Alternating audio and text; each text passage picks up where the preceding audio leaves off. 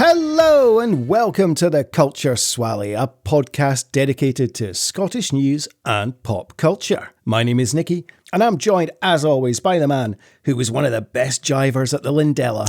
It's Greg. How are you today, buddy? Yeah, not bad. Little public holiday here today, which is nice. So nice. Yeah. What are you up to, apart from spending a couple of hours talking about Ratcatcher with me? I think my oldest daughter and I are going to go and see 25 Years Later on. I think I'm hearing lots of good things about it, so I think we're going to go and see it. Is that a prequel to 28 Years Later? 28 Years Later. Yeah, okay. Just a wee joke. Yeah, yeah. Yeah. This is the webisode that tees up 28 years later. So I think we're going to go. There's a small window of opportunity when the boyfriend's not here, so I thought I would jump through it and spend a bit of time with her, since I don't get the chance very often these days. Did you not invite the boyfriend as well? No, he's been here all fucking week. So he has. It's the school holidays here, so just started. So yeah, it's been 3 nights in a row he was here. Well, some nice father and daughter bonding time watching zombie apocalypse film. They are zombies, aren't they? Yeah. More or less. I remember I watched 28 Days Later when it came out, and I remember enjoying it. Yeah. I don't think I ever watched 28 Weeks Later. And 20 years later, I think because I fucking watched The Walking Dead through to the bitter end, I'm kind of done. Zombied out. Zombied, so I think I'll give this a miss. I'll probably watch it when it comes on streaming or something, if, nothing else to watch one night. But yeah, I'm not rushing to go and see it. But I'm sure, I've heard it's very good. And obviously you can't really go wrong with Danny Boyle, can you? Well, that's the main reason that I'd like to see it, because that, and also it's getting a lot of good press. Because normally I'd be like you, I'll just wait until it comes on the TV. Like, it usually takes, I have to really, really want to see something at the cinema to go and see it at the cinema. Increasingly so. But I just thought, it's getting a lot of good press. Our mutual friend was enthusing about it the other day. I actually watched 28 Years Later recently. So I remember watching it when it came out and not really enjoying it all that much. But I watched it again a couple of weeks ago. It's on Disney Plus. It's actually not all right. You know what I mean? Like, it's got Jeremy Renner and Rose Byrne and Imogen Poots in it, and obviously Bobby Carlyle, and what's the name of the girl that plays Catherine McCormick, who plays Wallace's ill-fated bride in Braveheart. So yeah, it's okay. It's okay. I quite enjoyed kind of going back to it. So yeah, we'll see what this threequel has got to offer. Very good. I know what you mean about the cinema. I don't go that often, as you know. Like, usually once a year is kind of my tradition. But I was free last weekend. Girlfriend was away, and I thought, you know what? I might go and watch the new Mission Impossible film before it goes out cinemas, because I do love the Mission Impossible films. And then I went on to look at the times and stuff. And of course, it's been out for a few weeks. So there was only 3 showings a day, and they were in 10 o'clock in the morning and 2 o'clock in the afternoon or something. And it was like a heat wave last weekend. So I thought, well, I'm going to miss all the sun. And then I looked and I was like, it's fucking 2 hours, 50 odd minutes long. It's really I was long. like, fuck that. I am not sitting in a cinema for 3 hours.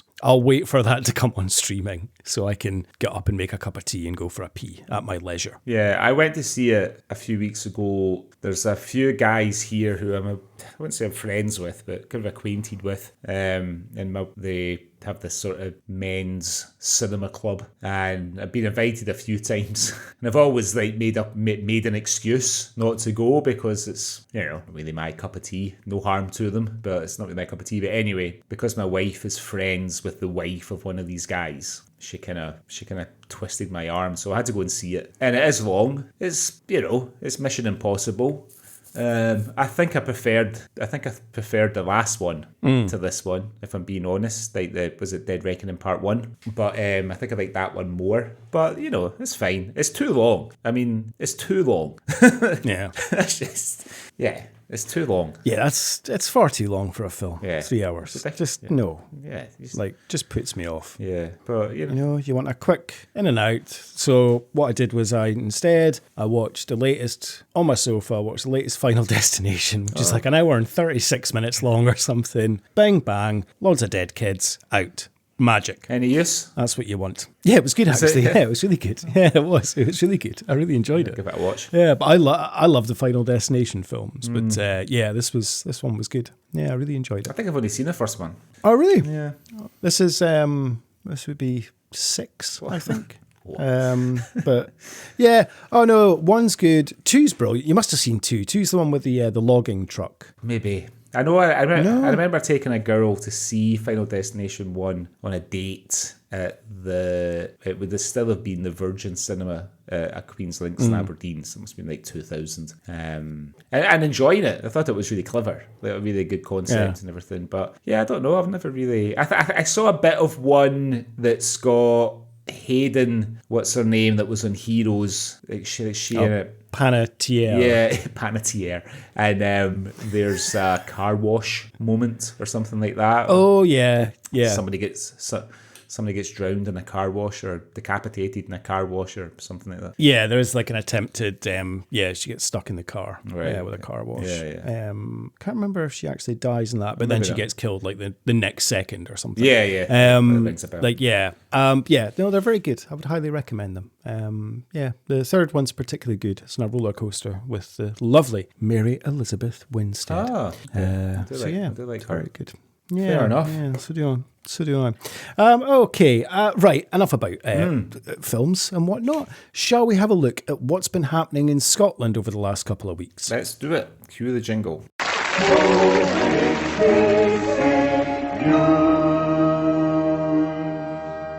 Hello, this is the Outer Hebrides Broadcasting Corporation, and here is what's been going on in the news. Okay, Greg, what have you seen that's been happening in Scotland over the last couple of weeks you'd like to share with me and our lovely listeners? So this one, it comes from Edinburgh Live. It's about a week old now. The headline reads, Edinburgh's most notorious landlord who barred pretty much everybody from his pub.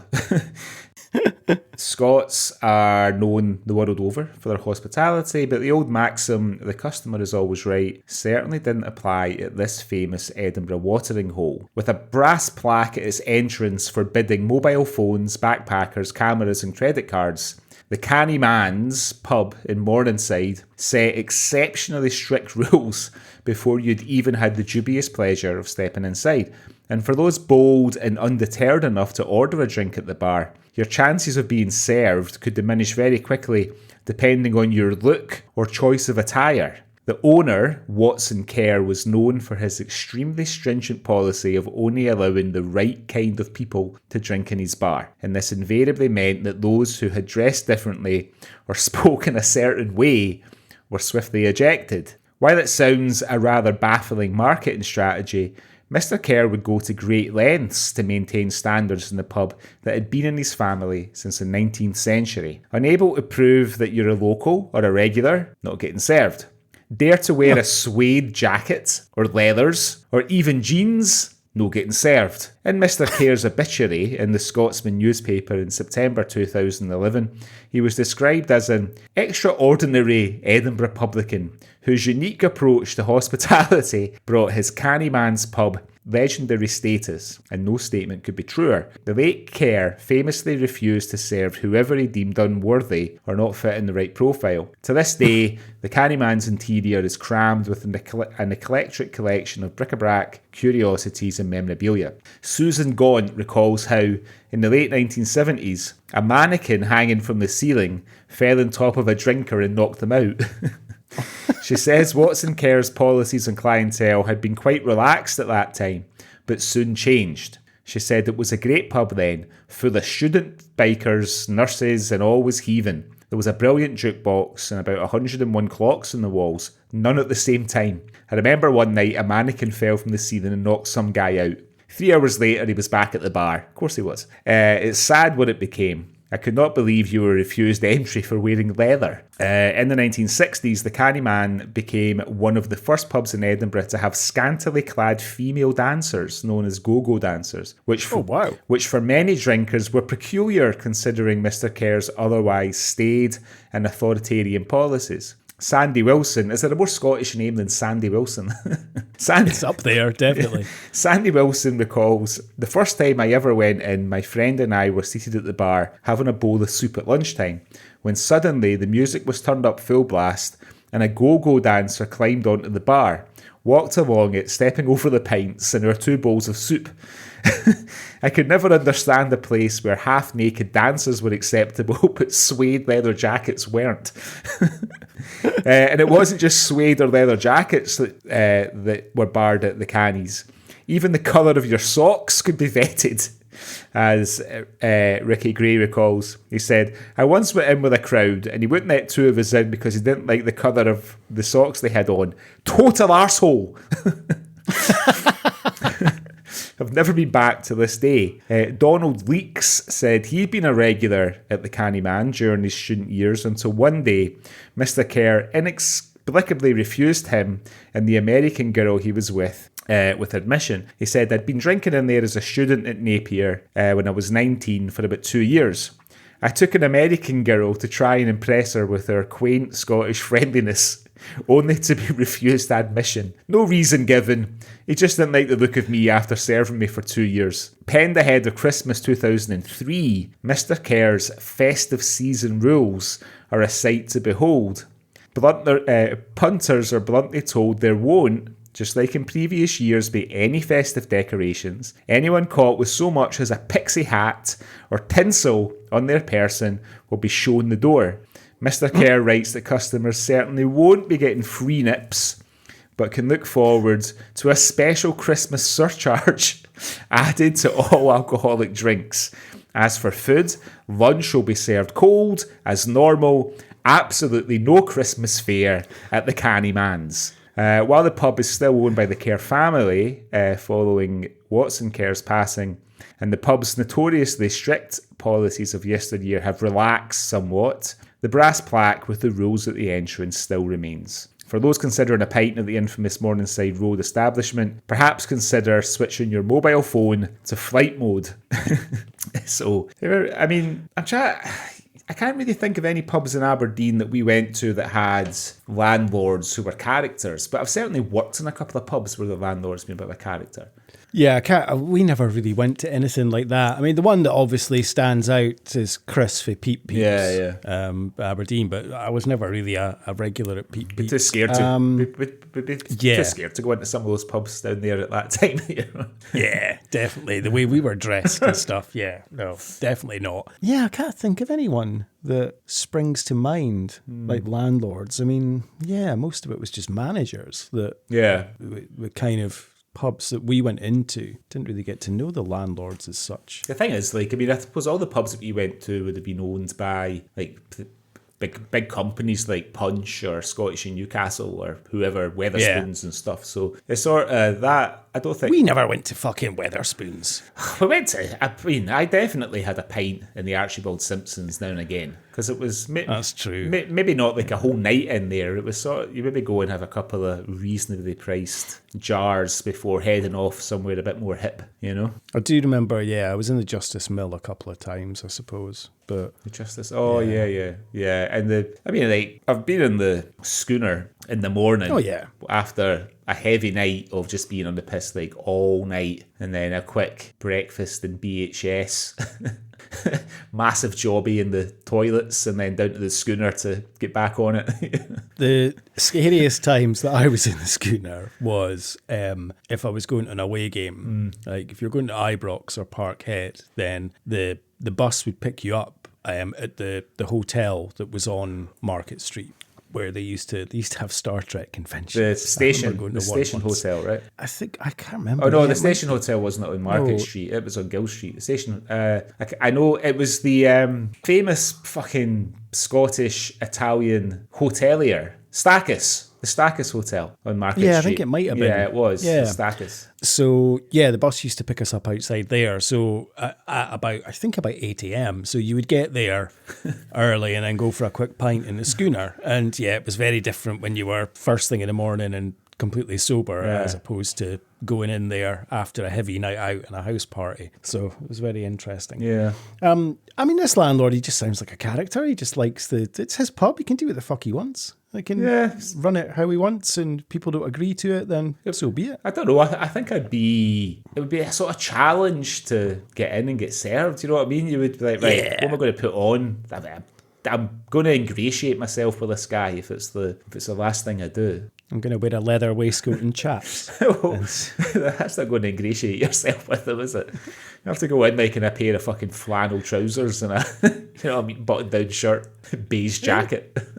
I was going to say, I've this morning, my wife asked me to go with her to meet a couple for a coffee. That she's friends with a wife, like an American couple. They're staying at the W Hotel here near the marina in Dubai. And neither her or I had ever been in that hotel. And it's like a fancy hotel, right? Pretty fancy. So we had a coffee in the bar and we're having a chat. We're the only ones in there. And then this guy comes in, like sort of youngish guy. He's got, he's obviously on his holidays, got a little backpack. And we were in there at like 9:30 and he ordered a bottle of Peroni and a chaser, probably vodka or something, like a clear liquid. And I was looking over at him and I was thinking, you fucking lucky bastard. You're my hero. I'm sitting here drinking a fucking black coffee and trying to make conversation with people that I'm meeting for the first time. And this guy's just fucking living his life there, having a beer and a chaser at 9:30 in the morning and just to get his day started. I remember I was playing golf at Jebel Ali and I was in I must have had like a 10 o'clock tea time or something, and I was in and signing in and I was in the shop looking at stuff and I could just hear this voice, somebody fucking moaning and swearing that it was 9:30am and they couldn't get a pint because the bar didn't open till 10am, like raging. I turned around, it was Ron Atkinson. He was not happy that he couldn't get a pint at that time. And the guys are trying to say it's fine, like, and after hole 3, you'll get a pint on the course. You can get a beer there, cans of Heineken and stuff. But no, he wanted a pint now. So was not happy. He comes from a specific generation of British sportsmen, doesn't he? He certainly does. He certainly does. Have you ever been banned from a pub or establishment? No, I'm generally quite well behaved, never needed to be the centre of attention. I mean, I was telling my wife this morning, I was on a panel this week, an industry panel, and I was really uncomfortable because I'm sitting on this stage with like 4 other guys and we're being asked questions, but everybody's looking. And I know I wasn't like the centre of that attention, but I was still part of it, and I just made me uncomfortable, very self-conscious. So yeah, I've never been. I think you need to be somebody who can be either somebody who can be quite violent or somebody who's quite, hey, look at me, and I don't think I've ever really been somebody like that. What category do I fall into? Because I've been banned from an establishment. I was banned from Charlie's. Were you? Did we not get banned from espionage, both of us?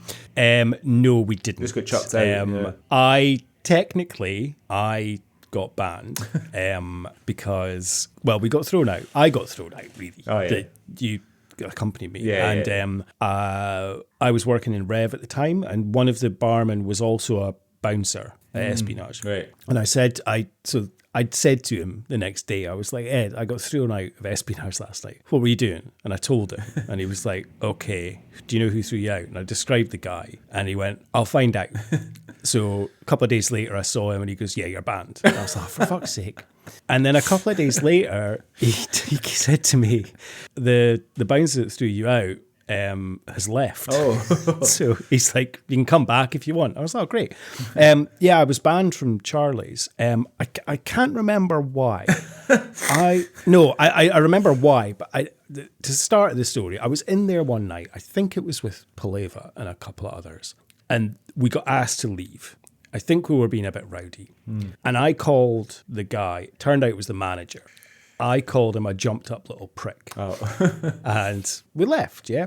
Fast forward about 6 months later, and was on a Daytona night out, and we were in Charlie's. I met everyone in Charlie's, and there was about 20 of us. And I was just sitting having a pint, and Dove came over because he used to work in Charlie's. That's right, And yeah. he's, Nikki, I'm really sorry, but you've been asked to leave. And I was like, hi, funny. And he goes, no, the manager. So I went over and I was like, hi. And he goes, yeah, you called me a jumped up little prick, so I'm asking you to leave. So I was like, I'm really sorry. Like, I was drunk that night and, you know, something like, I'm really sorry. No, doesn't matter. You're barred. Like, I'm throwing you out. I was like, okay. So I went back and en masse, that's what I was like, oh, I'm well liked. En masse, everyone just stood up. and as we were walking past, I said to him, I wasn't even that drunk at that time. I was like, look, I'm really sorry, again, but you know something, I was right. You are a jumped up little prick. And walked out, never went to Charlie's again. So yeah, was I violent or was I showing off? I don't know. Probably showing off, I'd say. Yeah, well, I don't know, maybe. Well, we're all different back then. I might have been a wee bit cheeky, just the kind of bantery way. But if I got the feeling that I was sailing close to either a punch in the mouth or being banned or dragged out, I'd probably have stepped back from the edge and been like, oh, I'm really sorry. I didn't mean to offend anybody, but you know. Well, there was a bar between us, so it was fine. I got away with calling him that and running away.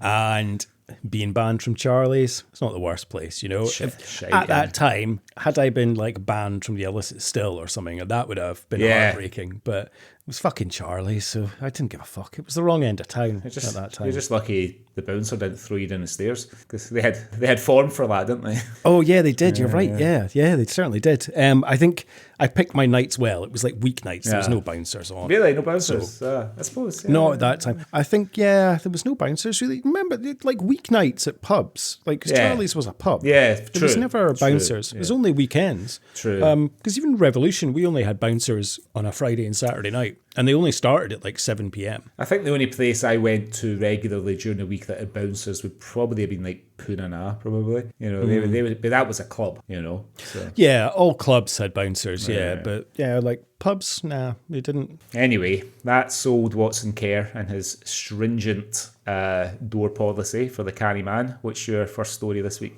My first story is from the Scottish Sun this week, Greg, and the headline is The Cuppa Con Man. A tea scammer dubbed Tetley Tam was jailed for 3.5 years as he apologised in court for bringing shame on the cuppa industry. Fraudster Thomas Robinson, 55, tricked luxury hotels and stores into buying Scottish-grown tea that was actually from abroad. Like, I can't believe he's in jail for 3.5 years for this. I can't believe people believed that it was tea grown in Scotland. Yeah, that's the other thing that bemuses me too. The con man, who appeared on BBC podcasts about his bogus venture, fleeced customers for more than £500,000 as part of his tea leaf scam. He said he is racked with guilt over his 5-year scam of buying cheap foreign tea and selling it at premium as Scottish. Robinson, 55, who asked clients to call him Mr. T, told us... Come on.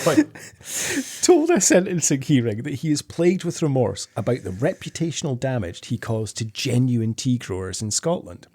He said, I've had the time to wrestle with this over sleepless nights, coming to realise how wrong and stupid I've been. The stigma of misleading others. I should have been much more transparent and owned up to the situation. Robinson told customers his cuppa leaves had been grown on his Perthshire estate, but he was actually importing them at a fraction of the cost that he charged. Speaking at Stirling Sheriff Court via a video link from HMP Lomos, where he was remanded last month, Robinson pleaded to be spared a jail term. He said, I go to church. I'm perfectly aware that it's a sin. It's not only to do something, but also not to do the right thing.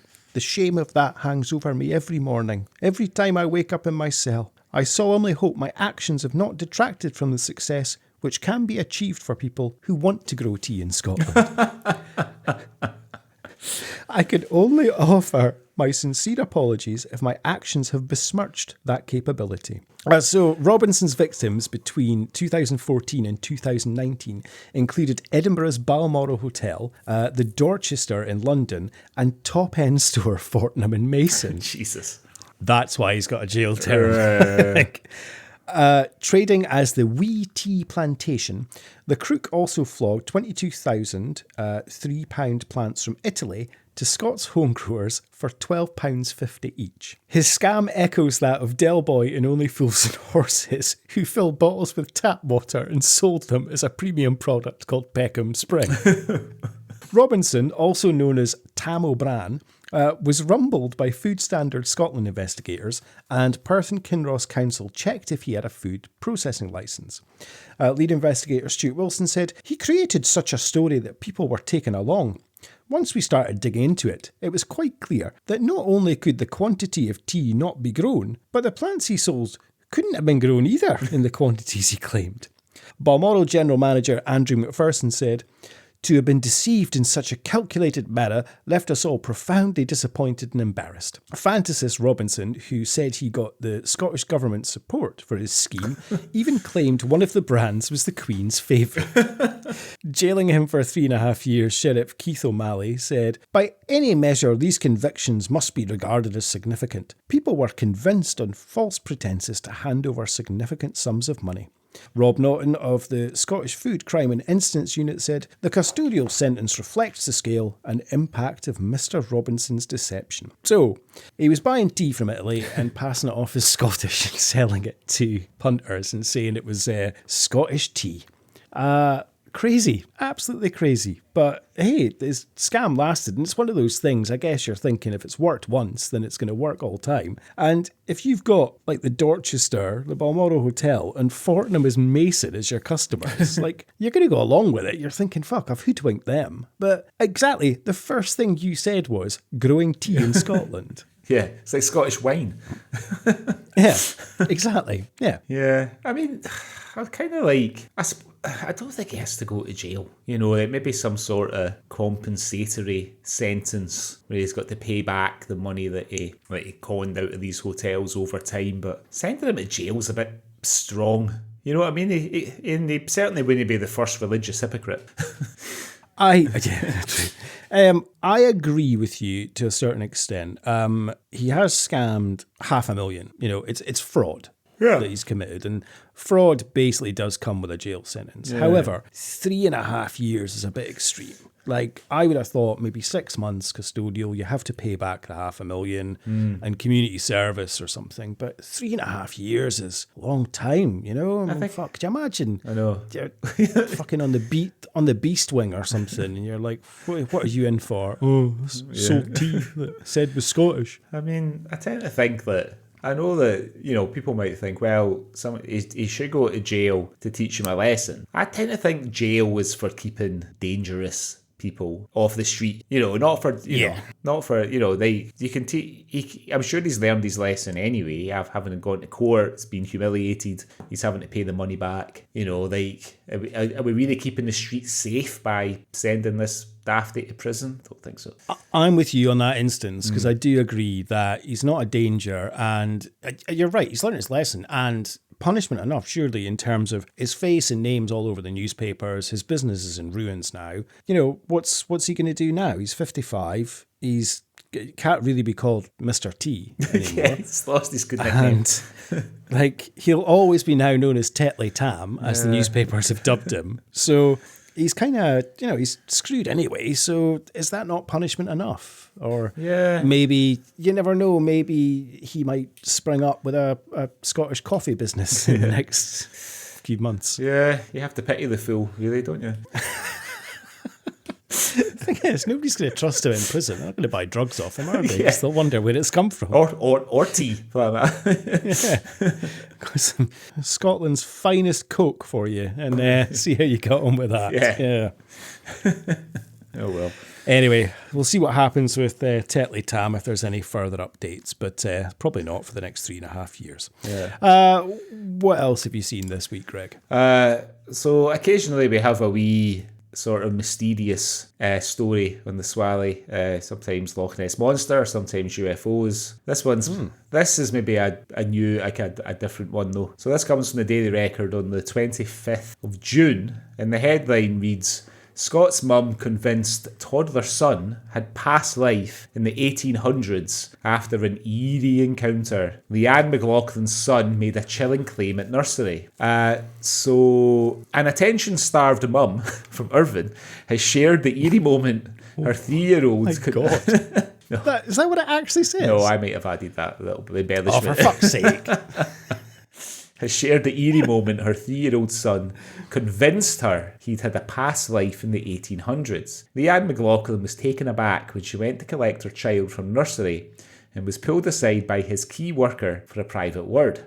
Taken to TikTok, she recounted how the nursery staff member quizzed her about a John Wilson, a name her son had repeatedly mentioned that day. I was confused, and she, the key worker, told me he was playing outside with flags and he started speaking about John Wilson. I looked at her puzzled and I said, I don't know anybody of that name. Yet the tale was about to take an even stranger turn. The key worker then informed Leanne that her son claimed John Wilson was himself the flag man in America on a mountain, and also his friend, myself, and his key worker were completely stumped. She fetched the iPad and suggested we Google it to see if anything came up. My son was only 3 and he hadn't begun using iPads, let alone being able to read properly. Leanne admitted they were utterly unprepared for what they found next. Both of us were in disbelief at what we saw, and it left us feeling flabbergasted, she said. She then shared an old black and white photo, adding, "This is Captain John Wilson of Company C 8th Kentucky Infantry Regiment, Union." In another photo, Wilson was seen with fellow soldiers, which led Leanne to reveal he was the first Union soldier to plant his regiment's battle flag on the summit of Lookout Mountain during the Battle of Lookout Mountain during the American Civil War on the 24th of November 1863. Bewildered for over a decade, Leanne from North Ayrshire confessed her son's insights still leave her puzzled. No 3-year-old could have that information. Was my son actually there? There's no explanation I can think of why he would say he knew him and he was his friend. She concluded her tale with an enigmatic detail that only fuels the theory of reincarnation further. What makes it more strange is John Wilson lived 4 miles from Irvine in Kentucky, and we live in Irvine in Scotland. An obituary from Irvine at the time called Death of a Hero reported that Wilson died at 74 due to cancer in his station camp Kentucky home. Others on TikTok reacted to the story by recounting their related experiences. One person recalled, "I lost my 25-year-old brother when I was 8 months pregnant with my first daughter. When she was just 3, she pointed at an old school photo of my late brother and said, 'That's me when I was your brother.' She wouldn't have even known who he was in the photo. She used to say similar things like he did, and she has one dimple, just like him." Another shared, "My son, when he was 4, said his name was Peter. It's not. And he died in a hot air balloon when he was 57. Amazed, a third individual declared, "This is amazing. It makes me wonder. My 3-year-old keeps telling me about in 1965 he had a brown dog called Jack and he talks about him all the time and said he misses him." Whilst a fourth recounted their experience. "My son talked about his life in France. We've never been, nor has anyone we know. He said his dad died in a drowning accident near their house, named the place, and a nearby castle too." So here we go then. Leanne Faye Irvine thinks that her son is the reincarnation of an American Civil War soldier from Irvine, Kentucky. Now, you've got 2 kids, Greg. Mm-hmm. I'm not saying this just at your kids. I'm saying it for kids in general. Kids talk a lot of shit, They don't they? certainly do talk a lot of shite. So, yeah. I remember saying to my mum something about being on the moon with the Ghostbusters. And, yeah, just come up. Surely it's a... And you can tell probably by the fact that we're laughing about this that we don't leave it. Don't leave it at all. Yeah, there must be some explanation. I'm sure he's seen it somewhere or read something or has just come up with it's just a pure coincidence that he's come up with this name and it actually links to somebody from Kentucky. You could say anything probably nowadays and you'll find somebody linked to something. Like, I thought you were going to say it was actually Jockey Wilson that he was saying he was. Yes, it's addicted to Fanta and Kensington's clubs. Yeah, I mean, my theory is less about coincidence and more about his mum being a lying bastard. Because I could go on TikTok and say, "Oh, You won't believe this, but I just woke up and my cat was telling me all about the day that it had and asked me to go and get it some whiskers. And nobody else in the house could understand it apart from me. Just because it's on TikTok doesn't mean it's true. You'd probably get a few million views on that, Probably Greg, would. to be honest. Maybe I could monetize my lies. Maybe that's what she's hoping. You could. Make sure you give the podcast a shout out when you do it, though. Certainly will. Then your cat went and listened to the latest episode of the Culture Swally, because we're doing Ratcatcher. We're doing Ratcatcher, exactly, yeah. Serendipity. Piqued his interest. Yeah, it's a lovely story, as you say, attention-seeking mum. Yeah, I don't believe this for a second. What was the other one? Their son, some woman claimed her son goes on about a brown dog he had in the 60s. Yeah, 1965, his brown dog. Another one reckons that her daughter pointed to a picture of her late brother and said, "That was me when I was your brother." I mean, that could just be utter shithousery on the part of the little girl. You know what I mean? Just to, have a laugh. Just put the willies up our mum. Yeah. If you can't play cruel practical jokes on your nearest and dearest, who can you play them on? But yeah, I think this is just a case of just kids saying stupid random stuff, and you can Or mums. interpret anything that you want to believe into this. Yeah, I mean, I choose not to believe it, so Yeah. that's why I've been quite acerbic about it. Yeah, it sounds like a lot of shite to me. But hey, if it's making her happy and she's getting her views on TikTok, and obviously, maybe she should get her son some flags and see how he does with them. Yeah, maybe. I was thinking of if I've ever had any sort of like weird experiences in my life, like sort of like really mad coincidences or stuff like that. And all I can think of is like once in a while, and it's complete coincidence. I might be thinking about somebody, and then a second later I get a message from them. Right? That's just coincidence. I've not been. Oh, I wonder what Nicky's up to. I wonder how he's getting on in Japan. Oh, and then ping, a message comes through from Nicky. That's just coincidence. I haven't summoned you across the ocean.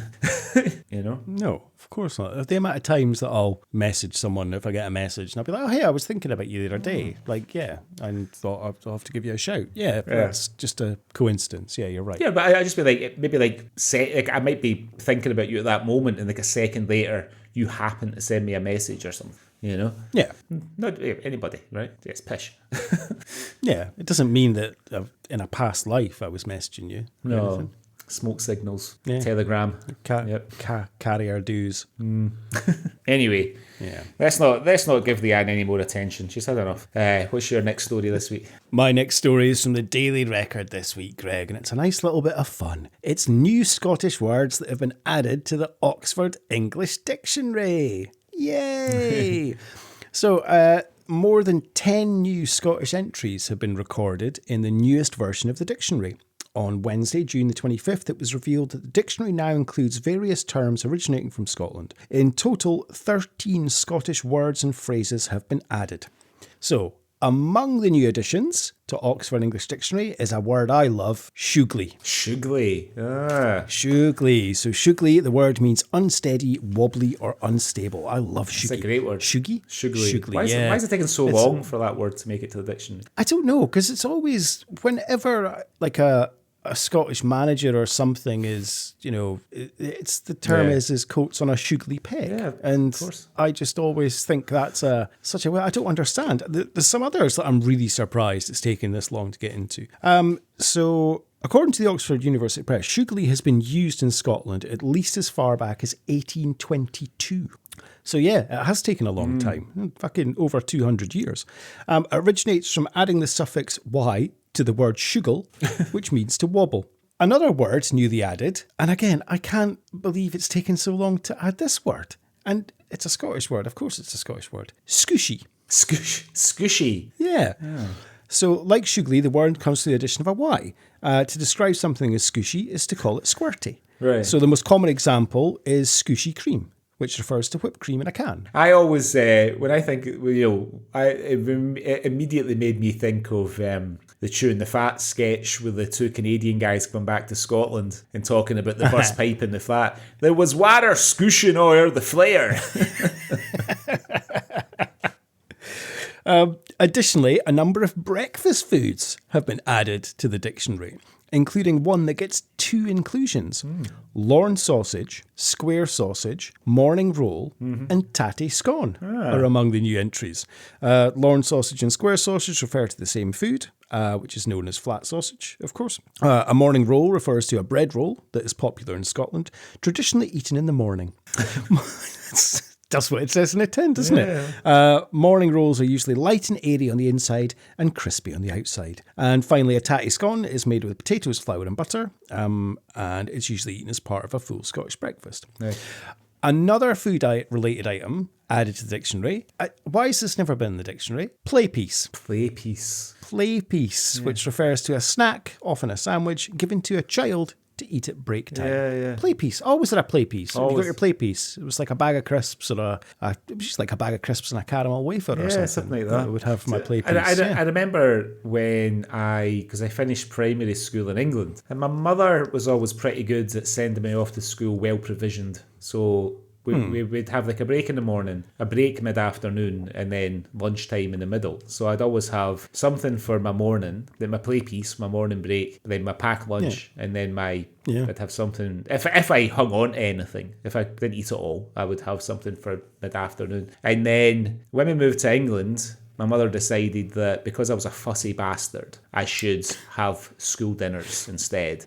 So I didn't have a packed lunch, but she gave me a play piece on my first day, which was a bag of Watsits. So I come out into the playground, I open my bag of Watsits, and it dawns on me that nobody else has got a play piece. And then the teacher appears, and he's like, "What are you doing?" I was like, "I'm just having my play piece." He's like, and obviously it's not an English expression. He was like, "You're not allowed to bring snacks to school. Unless you're bringing a packed lunch, and then you have to eat it in the canteen." It's like, what? So for the rest of primary school, and you know what it's like when you're that age, you're just fucking hungry all the time, right? You're just starving. You're just like hungry, because you're growing. Like nothing between my cereal in the morning and then fucking lunchtime for like 2 years. Nothing. Shocking. That's a disgrace. That's child cruelty. It is. That's abuse. You should sue. I know it's probably too late now, but it's never too late, right? It's never too late. Statute of limitations is probably passed. Other Scottish words that have been added include hoaching, brilliant, beamer, brilliant, and well fired. Hoaching means full of or swarming with something. Beamer refers to a flushed or blushing face, and well fired is used to refer to rolls that are dark brown and black and crusty on top.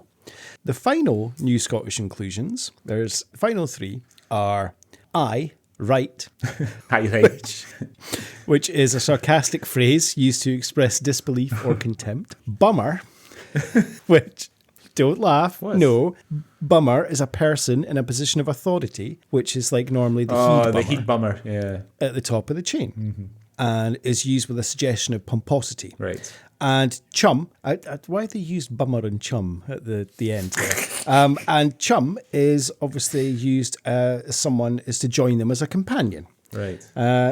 So wow, that's basically the end of the article in terms of all the new edition words. I love the word beamer. It's brilliant. It's a great word. Beamer's great. Taking a beamer, taking a pure beamer. That's a great. And it's lovely that a lot of these words, I'm like, really? I didn't realise that was, particularly just Scottish. But well, because chum, I don't think chum's like. I think in that context, you might say, where you going? Oh, I'm going down to the shop. I'll chum you down there. You know what I mean? But I think it's quite an English word to say, I was in the pub with my chums. It sounds quite posh in that context. It is. And I mean, that was the when SMTV did that Friends rip-off. It was called Chums. Yeah, that's right, yeah. So, but I think it's included with the Scottish meaning to mean, do you want to chum me down in the shops? As you say. Yeah, so, yeah.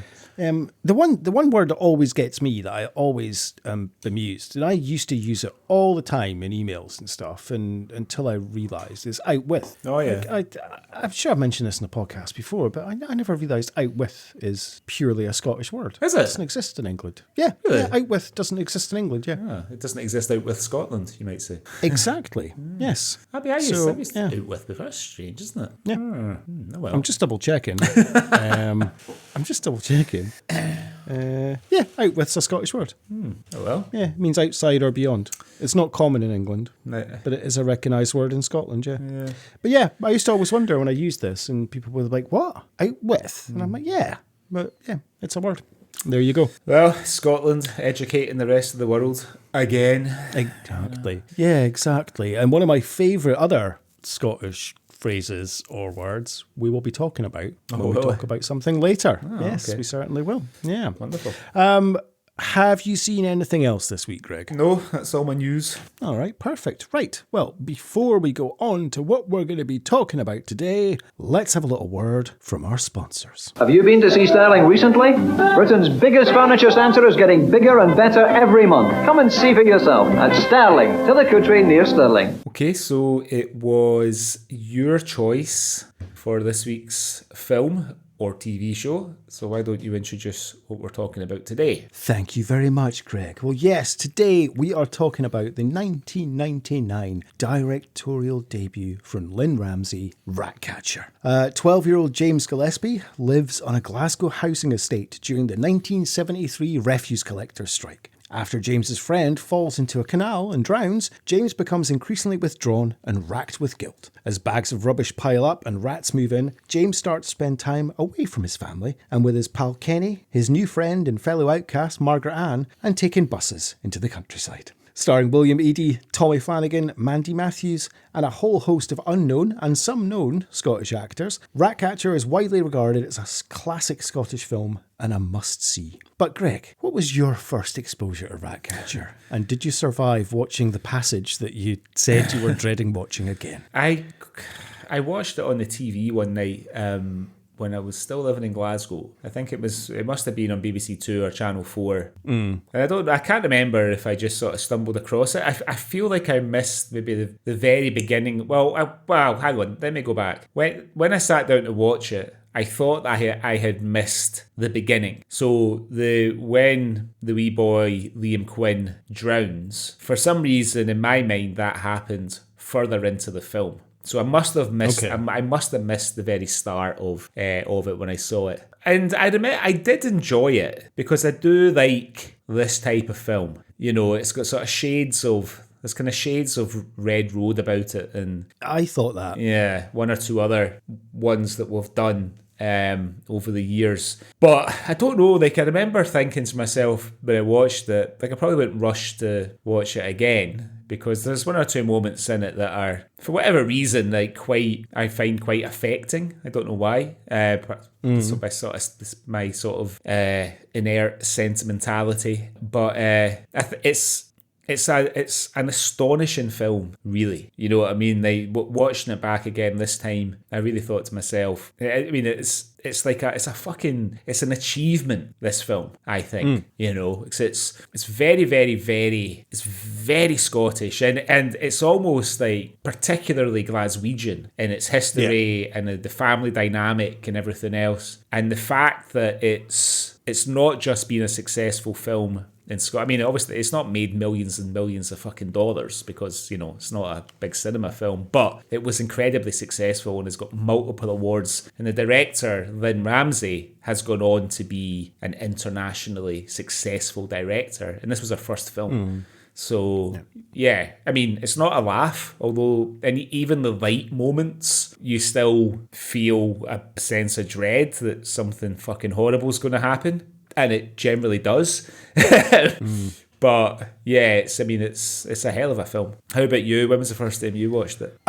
Probably the same. I wonder if it was the same time. Maybe, it would have been when it was on TV, late one night on the BBC. And I remember being kind of sucked in to it and kind of horrified at what I'd seen, and really it's a film that stays with you. And I, similar to you, I was kind of like I'm not in a rush to watch that again, but was obviously hugely impressed by it and thought, you know, as you say, it is a work of art. And it's I hadn't watched it again until last week, and this week I watched it twice for the podcast, and I did kind of get up and potter about at one certain scene the second time because I was like, oh yeah, I know what's coming, so I'm not going to watch this, I'll just listen to it.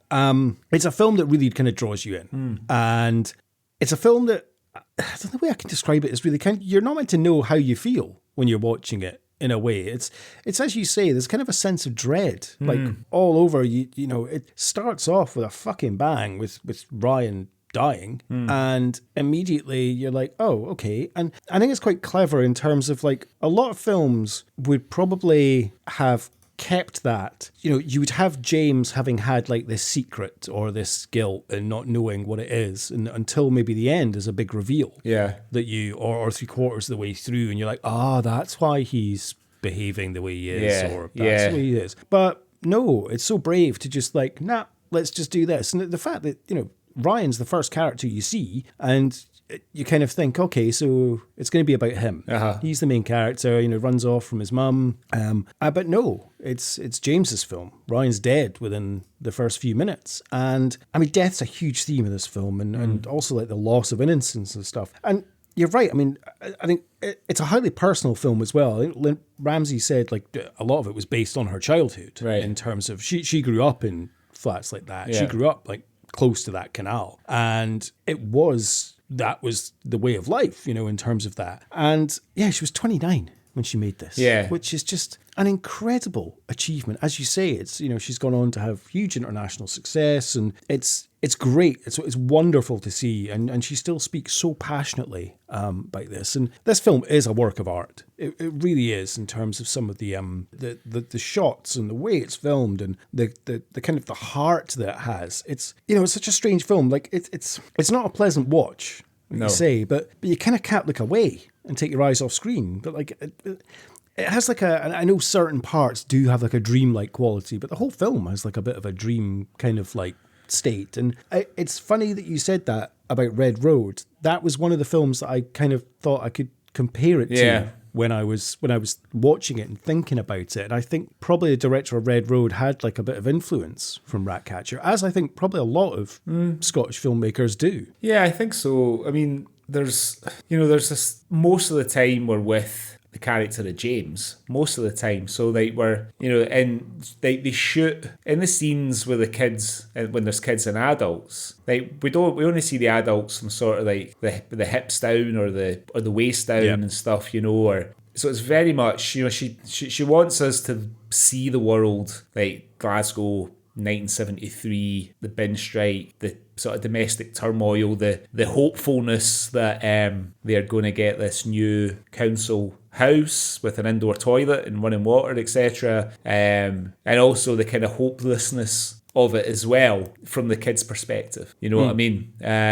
Which it's quite a powerful approach, because it's sort of almost impossible to take an adult view on what's going on when you're watching the film. It's perhaps easier when you're thinking about the film and talking about it like we are now, but when you're watching the film, it's very, very difficult to see it through the prism of being an adult, because you're spending so much time with these kids. It's particularly with James, and you know, his encounters and his dealings with the other kids and the adults, they're all very authentic, you know. I mean, I don't know if this is a film where where Lynne Ramsay's sort of encouraged, you know, sort of taking the Peter Mullen approach of encouraging more improvisation and less script. Yeah. It feels like that, you know. I can't imagine that these kids, you're going to want to give them tons and tons of dialogue to learn, because they're all quite young, especially William Eady, who plays James. So it does feel like a lot of it is reactive and improvised, and the scenes are kind of guided. Do you know what I mean? I would say so, and because it feels natural as well, as you've said, and that's one thing about this film. There's not a lot of dialogue, not really, at all. Really, there's a lot of scenes where it's just facial expressions, or you know, a lot of the time James is off on his own. There's a whole patch of, you know, when he goes to the new houses and stuff. There's, you know, minutes and minutes of just nothing said at all. Yeah, you're just left with him, and there's a lot that goes kind of unsaid. Even, you know, the scenes when he's with Margaret Ann as well. They feel like a natural way that they're talking, and that, you know, I do think they maybe have been given kind of certain marks to hit, but improvise and say what's natural, or there has been a script and do one on script and one improvising and see what happens. But yeah, it's very powerful in terms of the interactions that a lot of them have. especially as you say, the older kids as well. I think you can't act that way at that age and have it come across as so natural. It's particularly like the scene where they pick up James and they're thinking about swinging him into the canal, and the one guy's kind of like, "Oh, leave him." But the way the other boys are talking, it's very natural. In a way. Yeah, it's just sort of daft boys, testing the limits, and even when they're swearing and all that, it kind of feels like probably how we all swore when we were that age, in the sense that as you pronounce these swear words, there's a sort of affectation the way you say them. It's not natural. Hearing a kid calling somebody a cunt and telling them to fuck off, if you see that in the street, it doesn't feel. It's different from seeing like a grown man in the pub using language like that, and it's the same here with these boys. They're all trying to be grown up. When they're kind of bullying Marianne, that is them being a version of what they think men are. But the reality is they're all the same age as her. I mean, she's supposed to be 14, right? Or 15. Yeah, I think about 15, I think. Because Margaret Ann, Yeah. James is 12. Yeah. I think Margaret Ann's meant to be about, maybe 15. Yeah, and the scenes with her and James, this is where we see that. I mean, I don't know how old Leanne Mullen was when she played her. I mean, I think the first thing I would say, particularly about the bath scene, is, I mean, it's a real art house film scene. I think it's the best way to describe it. You wouldn't get a scene like that in a film down at your local multiplex, I don't think. So it's, you feel, and I think this is what she wants you to feel, Lynne Ramsay. Like, you kind of feel incredibly uncomfortable because even though there is a degree of innocence what they're both doing, they don't know any better. This is their idea of what sexuality is. James is the only one who seems to be nice to Margaret Ann of all the other boys that are around, and she feels a certain way toward him, and it's not really sexual, although they are naked when they're in the bath together, and there's a scene where they're in bed together and stuff, but it's not really a sexual energy. It's more like perceived adult behaviour from Margaret Ann and James. The first time when James is egged on to get off with her by the other boys, and he just lies on top of her, because he thinks that's what you're supposed to do, and then it kind of cuts, and it turns out that the other boys have gone, and he's just there lying on top of her, and she's just sort of holding him. Do you know what I mean? I think that's the relationship is beautifully done, and I agree with you in terms of the bath scene, which I'll come on to. But you're right. I mean, the first meeting that they have, the boys have thrown Margaret Ann's glasses into the canal, and she's asking James if he can get them. He can see them, but he says no. Yeah. And then sits on the wall with her, and she has a scab on her knee and says, "Do you want to touch it?" And she grabs his hand and puts it like kind of further up on her thigh. Now, Margaret Ann's just being sexually abused by these boys. Yeah. So that's what she knows. Yeah. That's what she's used to. Then, as you say, in the later scene where they're back at the flat and the boys are basically taking turns on her, and when it's James's turn, he just lies there, and then you're right, it's so well done that he's just lying on top of her, and then you see almost the passage of time has passed, and they're just still there lying there cuddling. It's almost like they found each other in terms of she knows James isn't going to hurt her, and James has found kind of a comfort and solace because all the stuff that he's going through in his head at the moment, he can't tell anyone at home. He's got nothing at home in terms of comfort in that way. So he's kind of found peace and like solace. And I think it is beautifully well done in the bath scene when he's kind of taking care of her, saying she's got nits and making sure she's okay, and they're in the bath together. And that's the only time in the entire film James laughs, is when they're in the bath. They're completely relaxed. And I completely agree. You do feel kind of uncomfortable watching it because it is very voyeuristic, and you're watching a 15-year-old girl and a 12-year-old boy naked in the bath, but they're having fun. They're letting go. They're being themselves, and it's the only time in the film really both of them can. And it's kind of broken with a humorous way where Margaret Ann's saying, "I need to pee," and you think she's just going to pee in the bath, but no, she gets up and goes to the toilet, and then just cuts them sitting eating sandwiches, watching TV. And again, in silence. And it's a lovely scene that they're just so comfortable with each other that, as you say, there's nothing sexual there, nothing at all. And yeah, she's all fine. And then, of course, unfortunately, the next time he sees her, the boys are taking turns on her in the outside lavvy. Yeah. And, but he does go and tries to get her glasses, but he can't do it. Can't reach them, unfortunately. Yeah, it's Which is that a metaphor, really, in terms of he can't reach the glasses, in that he's trying to help her, but you can't reach her. yeah, I guess so. A little bit of a little flourish there, perhaps. Yeah, and there's something about, because like with everything now, like things like Me Too and the stuff that's come from that, I think they've been, because this film's 25 years old. Like, it's more than 25 years old at this stage. And obviously, like for people our age, 1999, as cliche as it sounds, doesn't sound like that long ago. Doesn't sound like it's quarter of a century ago. Do you know what I mean? But obviously it was. And the way that she, like, in one of the reviews, Margaret Ann is described as the local sexual punching bag, which is quite a good, quite an apt description of her character. And I think with everything that's happened since, with regard to, like I said already, Me Too, how women are and girls are treated and exploited and everything else, it sort of makes those scenes even more powerful than they probably were at the time. You know what I mean? And there's probably, if we think back to our own sort of childhoods growing up in the 1980s and early 90s, although Margaret Ann is, I guess, quite an extreme example, we probably knew some girls who were treated in sort of similar ways.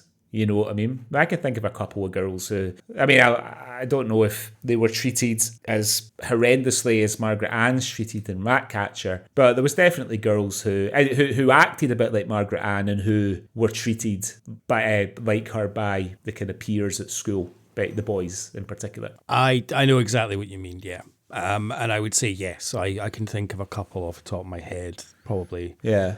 I can see that. Because I did think about that when I was watching it the second time, in terms of, it's set in 1973. So I was thinking, 20 years later, would have been 1993.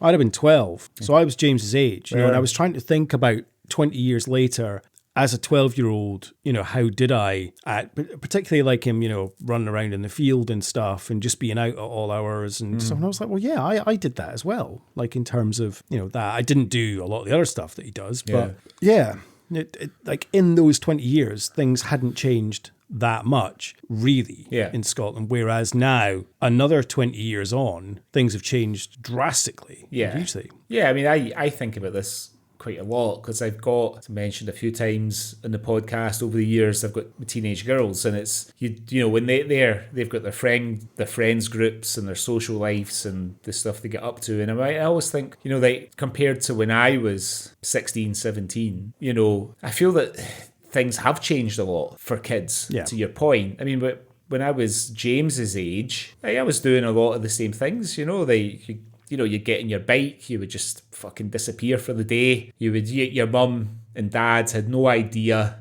where you were or what you were getting up to, unless you got in trouble and somebody brought you home. But you were just, I don't know if my parents ever sort of wrung their hands wondering where I was and what I was doing when I was out and about. I suspect probably not, because they had no reason to think that I wasn't 100% safe and being sensible. Whereas, I don't think that, my oldest daughter's 17, fairly sensible girl, but when she's out and about on her own, she's never far from my thoughts. What's she doing? Who's she with? Is she being sensible? Is she being an arsehole?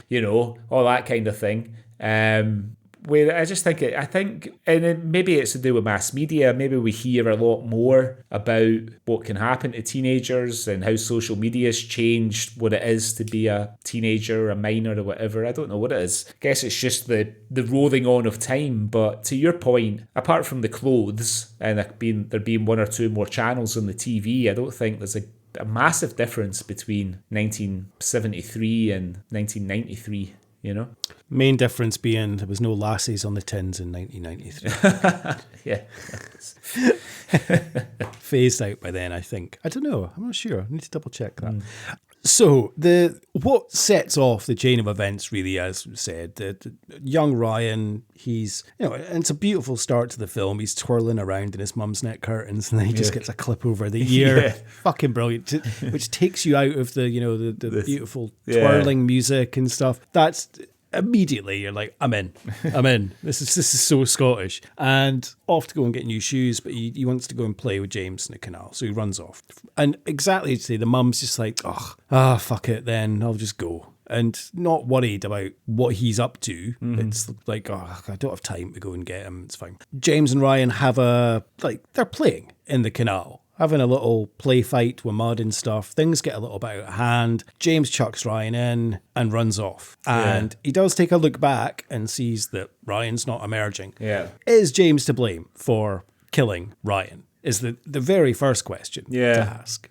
I don't think he's, because he hasn't pushed him over with the intention of drowning him. It's, it's horseplay that's got a bit out of hand. What he is guilty of is not going back or trying to raise the alarm or something like that. That's what he's guilty for. I mean, obviously the character, I don't know if it's obvious, but it seems that he blames himself for pushing him in as well as not going back. But certainly I think that's what he's guilty of. Yeah, I think, and obviously the whole film, he's racked with guilt, and he kind of can't comprehend, the scenes where Ryan's body's found, and then the funeral, and then getting the very shoes that his mum went to buy for Ryan, those lovely little sandals that are too wee for him. You could tell that he's completely, absolutely racked with guilt at this. And is it guilt of what he's done, or guilt of being found out, or guilt of just...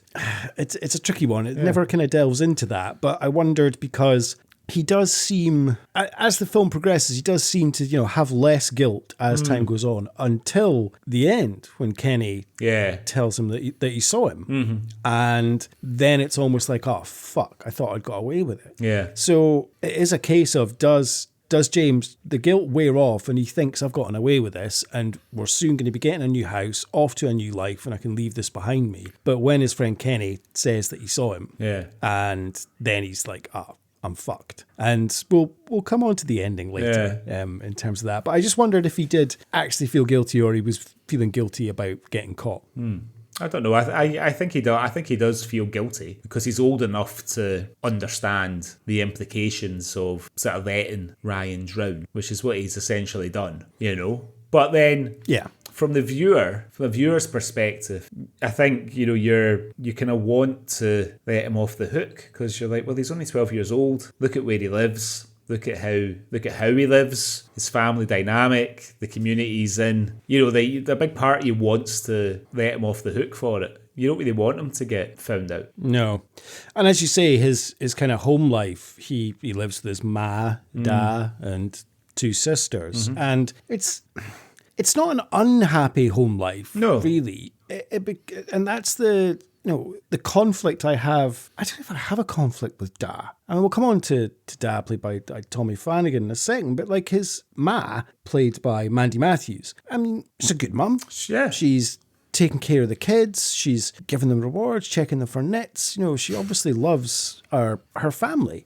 And Mandy Matthews is great. And she's such a strange actress in terms of, like, you look at her IMDb, I'm convinced, like, I'd already written her down for the Cosmo Award. Yeah. And then you look at her filmography and you're like, oh, she's hardly been in anything. But she just has that familiar face. Yeah. That I just think she's been in everything. And I'm thinking, well, she was in Looking After Jojo. She's a good part in that. Tinseltown. And I don't know. Is it because she looks slightly like a knockoff Lorraine McIntosh that you're kind of thinking she's been in so much? But, she's a brilliant actress. And I wondered why she hadn't been in more things. The first thing that I saw her in, and she does have she's quite striking. You know what I mean? I don't want to say that she's unusual, she looks unusual or whatever, because that's a pretty horrible thing to say, but she's certainly striking. The first thing I saw her in was a series of Taggart, where... Oh, of course. Where all these old age pensioners are getting murdered. It was a good one, actually.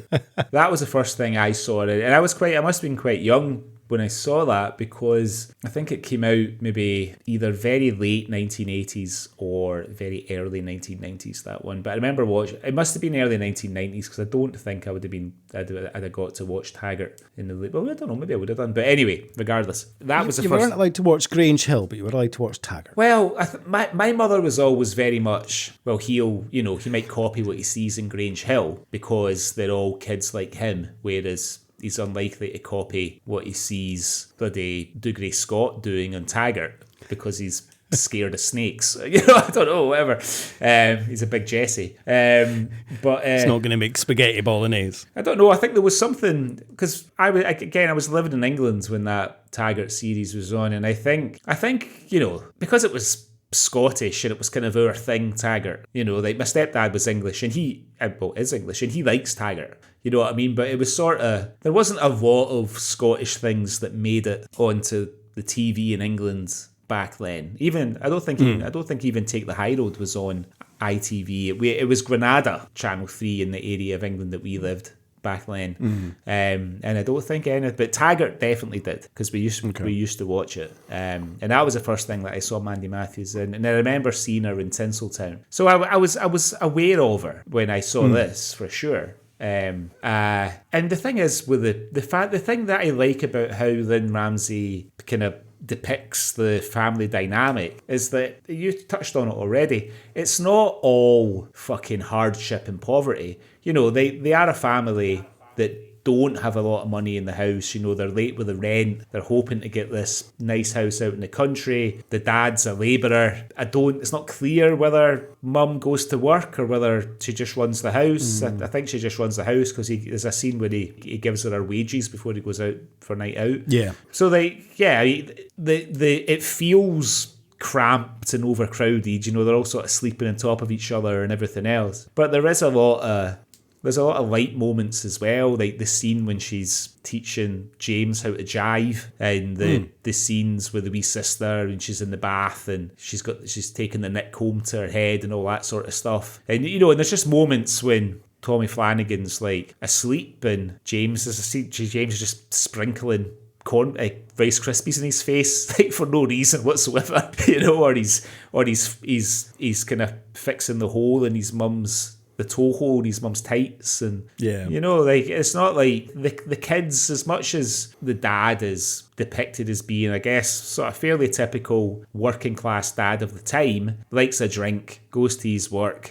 is softer on his daughters than he is on his son. I think that's all fairly authentic, And I think that's beautifully depicted as well, in a very subtle way, in terms of, it's almost like he does. Not that he seems James a disappointment. He's trying with James, but not getting through, because I read a couple of reviews. They were like, "Oh, the alcoholic father." Yeah, I don't think he's an alcoholic. He likes a drink. Yeah, and and I know that's a very Scottish thing to say. Yeah. Like, I'm not an alcoholic. I just like a drink. Yeah, but he does, and he's he works hard and comes home. He likes a drink, but he's still taking care of the house. He's the opening scene where you see him, he comes in and fixes a trap to catch the mice, and I think that he's going out to work. He obviously loves his wife. And, I know she says, like, you only tell me I'm gorgeous when you're half cut. Yeah. But he obviously does, apart from, one scene, which I think's a reactionary thing to something. Mm-hmm. And he obviously, as you say, I think it's really well done that he obviously loves the daughters, because when he's watching the Old Firm game and tells James to get him a beer, and I love that part where James takes a scoop of it, and we've all done that, 12-year-old having your first scoop of and especially a can with a lassie on it. It's just perfect. And the daughter sits and he's trying to get James to watch the football with him, and James is not interested. And when the daughter says, "Can I watch it?" and he's, "Of course you can, hen." And you tell, and then later on, where the daughter comes in with something, I think it's a suit jacket, and it's got 50p, and he says, "You keep it." And then the other daughter says, "Can I have 50p?" "Of course you can." Gives it to her. But then he comes home with football boots Yeah, for James. yeah. And he's trying to, and James like, I don't like football. He's trying to make James into something he's not. Yeah. And you can read into that all you want in terms of, my son doesn't like football, so therefore he must be, homosexual, I think, is probably the implication that maybe. he's thinking, back in 73. And I wonder if he does view James as not a disappointment, but just he is trying to kind of find a common ground. It's probably easier with the girls because they're daddy's girls, but he's trying with James, but he's struggling. And that's why it kind of feels like he's not paying him enough attention, I guess. The scene that's quite painful between the dad and James is after the dad has saved Kenny from the canal and he's gone back to sleep, and the people from the council come around to like appraise their living conditions, obviously to see whether it's time to move them to the new house or not. And James lets them in. He's excited. He lets them in because he's desperate to change his environment, right? And it sort of feels like it's gone okay to some extent, but then the dad bollocks James for letting them in because he's obviously he's just fallen asleep after being in a canal. His feet are black and all that. He's all dirty. He's been asleep. He's not dressed. He's got his shirt off when he's showing these two people around, and he says, "Well, if we don't get the house, it'll be your fault." Which is like a big thing to put on a 12-year-old's shoulders. I guess people maybe weren't as sensitive to how they spoke to kids back. Well, they definitely weren't as sensitive about how they spoke to kids back then, and what the impact that words and things could have on a kid's imagination back then. I think maybe people were a bit more thoughtful about it in these days, but it's a shame because it's that you think maybe that's a moment where there'll be a little moment of closeness there because maybe this is it. Maybe this is the time. We're going to get the new house. We should be excited and everything. But because the place is a mess, when James let them in, he ends up getting a bollocking. Can you no fucking do anything right?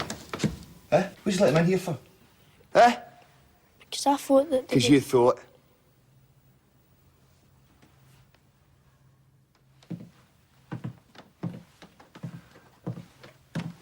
Are we still getting a new house?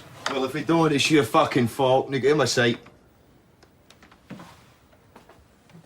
I think it's because Dad is embarrassed. Yeah, well, that's exactly why. And he takes it out and on James, and then of course later when Ma asks him, the neighbours had the council round, did anyone come round? He's like, no, because I guess he doesn't want to admit what had happened or anything like that. Again, later on, once he gets his bravery award and he goes to the pub and then he gets into the fight with those guys, he comes home and Ma, first thing, she's caring, she wants to check, and he slaps her. Yeah. And it's because he has been, one, he's probably embarrassed, but two, he's almost like, well, I got set upon by these guys, so now I need to get some sort of payback, but retribution or something like, I need to do something to someone. Well, the thing is, to get that out. The guys that set about him are all younger than him. Yeah. And they've set about him because he's drunk and he said something to them. Yeah.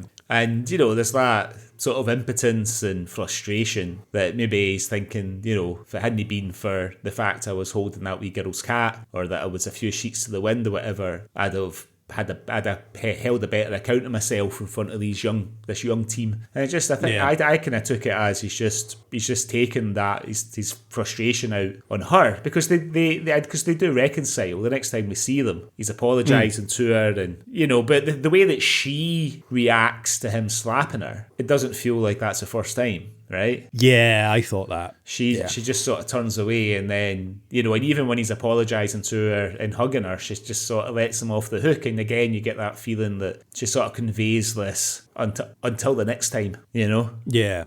And that's why Da is a very conflicting character, because he's not a bad man, really. Okay, yes, he does have a couple of moments, but he's a good guy at heart. But it's difficult to root for him when he does things like that. And you're he's an odd one, but of course we're seeing that through James's eyes, really. Well, in terms of the, I think it was Tommy Flanagan that sort of kind of pulled me into this the first time I saw it, because I recognised him from Braveheart, obviously, and also Gladiator. I had seen Gladiator before I saw Ratcatcher, because I saw this maybe 2 or 3 years, maybe even 4 or 5 years after it was made. It was before I saw it, and he wasn't quite the household name. Well, he's not. I wouldn't say he's a household name now by any stretch, but he's certainly quite a famous actor now. Whereas I'd say he's a household face. Yeah, well, that's the thing. He is that because, but I think we've mentioned about him before. Before he became an actor, he was a DJ and a doorman in Glasgow, and unfortunately was attacked one night in the city centre, and that's where he got the scars on each side of his face. And arguably, those scars have worked for him in terms of some of the roles that he's gone on to have. But this role, for all the reasons that you've mentioned, it's quite a complex role, and he's quite subtle about it. In how he portrays that. He's not, when he's drunk, he's not. It's just most of the time when he's had a drink, he's just sort of nodding off, on the sofa, and he's tactile with his wife, and when we, there's a great scene between them early on when he comes home with a tin of paint, and he's like, oh, it's a sort of pastel colour, and she said it's grey, and that's a great little moment that between the two of them, and it's early on in the film, before, it's obviously after Ryan's drowned and everything. It's when you're still not quite sure what the tone of the film's going to be, because you've just had this horrible tragedy of a little boy drowning in the canal. And then there's this quite light moment between these two characters, sort of having a bit of a little friendly kind of disagreement over whether a tin of paint's light blue or grey. It's as you say, it's very subtle, the hints of their relationship. The one that summed it up for me that I thought, and it's a strange thing to say, like, oh, okay, he's a good guy, it's nice, is he's getting ready to go out and to work, I think, and he says he can't find his fags. And we obviously find out James has pinched them. Yeah. And he does say to Mad, like, okay, do you need any fags? Yeah. And she says, no, I've got. Yeah. He's like, okay. And it shows, I know it sounds a stupid thing, but it shows the good guy that he's asking her, do you need any? Because I'm going to get, so do you need any? But I thought that was a very subtle thing, but just stood out for me in kind of he's a decent guy. Just, don't know. You kind of, it was different back then. You feel that he's very aware of his responsibilities as the man of the house. At the time that this film was set, very traditional values, maybe old-fashioned in comparison to the 21st century, but he's very aware of the fact, my job is to go to work and bring home the money. And, he sets out the housekeeping money for his wife, whilst, his wee girl's getting his shoes all ready for him, and his older daughter's going to get his jacket from the dry cleaners and all this. He's like, well, this is, I fulfilled my obligations, now I'm going out for a pint. And then there's a brief scene before the scene where he gets set upon, when there's some woman he's got in tow with, when he's a bit pissed, who's trying to get him to stay out. And he's like, no, I've got to get back for the wains. And he gives her a few coins. Here, go and get a drink, look after yourself, darling, and off he goes. So there's not even a suggestion that he's like a philanderer or anything. No. He's just a bit of a piss artist, like probably 75% of the men and working in Glasgow at that time in that community probably were. And I have to laugh at because he saves Kenny's life and from drowning in the canal. And there's no hesitation. He gets up and goes, and he can't swim and saves his life, and I think that shows that he's a good guy. And there's the great scene that follows is James is walking back from his trip that he's been on, which we'll come into in a second, and a kid on a bike sings "Your Dad's a Hero" like it's a slagging. Yeah. And did you notice did you recognise the kid on the bike? No, I didn't. It's Stephen Purden, aka Shell Suit Bob. Yes. No, I didn't recognise him.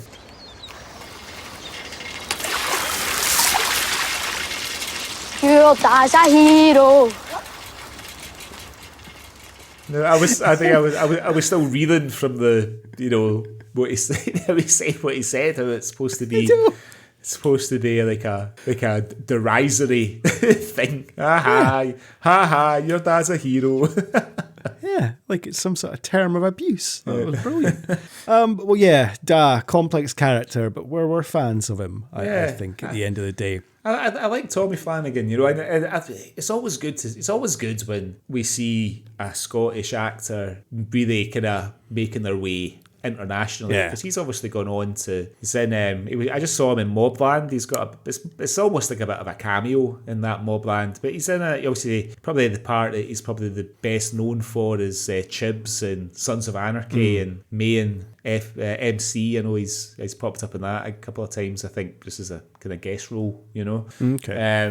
Although I've not watched it, I just happened to see it on his IMDb when I was doing my notes for the podcast, but. It was Robert Carlyle who persuaded him to give acting a try, because he was involved with the Rain Dog Theatre that Robert Carlyle set up in Glasgow in the 90s. Okay, and he's like they're friends. When I was reading about him, and apparently Robert Carlyle said to him, well, "Why don't you?" I said this was after he'd been attacked, I think. And he said that, you know, why don't you give acting a go? And he's done incredibly well. Yeah, it really has. That's lovely. I like to hear stories like that. That's really nice. Yeah. I think two kind of standout scenes or parts that we need to talk about. Let's just get to it. Kenny and Snowball. It's a difficult. I take it this was a scene that you were scared to watch. And this is the scene that I had to get up and walk away from when I watched it the second time. Kenny, who is neurodivergent. I don't know. Yeah, he's an odd character, boy. Like he would be in '73. I guess he would have been special. Or a poor wee soul. Yeah, a poor soul. Poor soul is Frankie Boyle would describe him as. Yeah. He's a big animal lover, and he's going to join the RSPCA, and he's got the badge for it and everything. Gets a pet mouse for his birthday, Snowball, and takes it downstairs to show James in his cage, and then the big boys, as I kept writing them down as the big boys, they get a hold of Snowball and are chucking him around and saying he can fly. And I genuinely had to watch that behind my fingers the first time I watched it, and then I couldn't watch it the second time because I was terrified, you know, what was going to happen to Snowball. As it turns out, nothing happens in that instance. He gets put back in his cage. Kenny runs upstairs with him, but then Kenny ties him to a balloon and sends him lets to the him moon. off. Yeah, sends him to the moon. And a bizarre little sequence then that, you know, Snowball's fine. Snowball goes to the moon and lives on the moon with all these other mice that are there. Yeah. Because, of course, the moon's made of cheese, so the mice would love that. Yeah. And, a bizarre but amazing sequence, and you're kind of glad things work out well for Snowball. Well, it's even though you know that is either James or Kenny's fantasy, it's you know you sort of give yourself permission to go along with it because it takes the edge off what you've just watched. You know, because obviously at some point Snowball came plummeting back to Earth. But, you know, you have to kind of let yourself go along with it, because the minute that he appears at the entrance to the close with a cage, with a mouse in it, you're just like, oh, fuck's sake, wee man, get back up the stairs. And then, weirdly, him tying Snowball to the balloon, it's not as bad as what you think's going to happen in the scene before, because obviously these big boys are bad bastards, and they're trying to encourage each other to stamp on this mouse and kill it and everything. And even James. And James is, the whole Kenny thing, James is really good to Kenny for most of the film. You know, until he does lose his patience a wee bit right at the very end. But that's not Kenny's fault. But he takes it out on Kenny. But he's the only one who's sort of good to Kenny, and he indulges him. He tells him about the perch in the canal, and you know he talks to him about his RSPCA and all his talk about having a zoo and everything else. He's really good to Kenny, and for what it's worth, I don't know if the wee boy who plays Kenny is playing neurodivergent or if he is neurodivergent, but he might be my favourite character. Yeah. You know, he's just, you know, if I think about when I was a wee boy living in Glasgow at the time, some of the things he says, and some of the things that he claims. Yeah. That's what kids do. I know that he takes it a bit far, but that's what kids did. I remember kids saying, oh, you know, I'm going to get my ma to batter you. and all this, you know. My name's James Wilson. I was a flag bearer. Yeah, I think The American Civil War. he is he's a wonderful character. He probably is my favourite as well, I think, because he just comes out with this. He just comes out with whatever's in his head, and comes out, as you say. James tells him about the perch, and he's like, "I'll catch it with my net." Next time you see Kenny, he's there with his net trying to catch the perch, and he's determined, and it's the innocence of him, I think, and I would say it's definitely Kenny's dream sequence about Snowball going to the moon, because later at the end when James gets pissed off and he says, Snowball, he's off to the moon, and that's when James snaps. He's like, Snowball's dead, you killed him. Look at the moon. Hiya, Snowball. Snowball's dead, Kenny. You killed him. I would argue, is it a better ending for Snowball? Because if the big boys had just stamped in his head, it's instant death. That poor mouse has been tied to a balloon. How long he floats away for, we don't know, before he comes crashing down to Earth. So that poor mouse hopefully had a heart attack before then, you would hope. It's I don't like scenes with cruelty to animals, and if I had to be critical of Irving Welsh, particularly his earlier books, there's a scene in Glue in particular and now Glue is one of my favourite books, but when it gets to that point with the two guard dogs, I flick past the pages past it. Yeah. It just seems too gratuitous, the description and everything else and what these kids do to these dogs and stuff. And I don't like that kind of thing. I don't know why.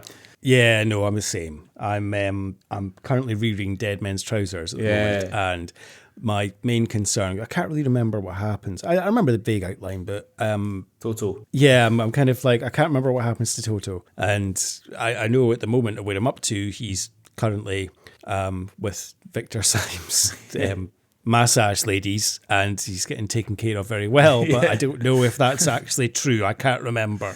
So I'm very worried about what's going to happen to Toto. I think if I remember right, he's fine. Okay, that's fine. I'm okay with that then. The other sequence that I think we need to discuss is obviously when James gets the bus, and a wonderful sequence.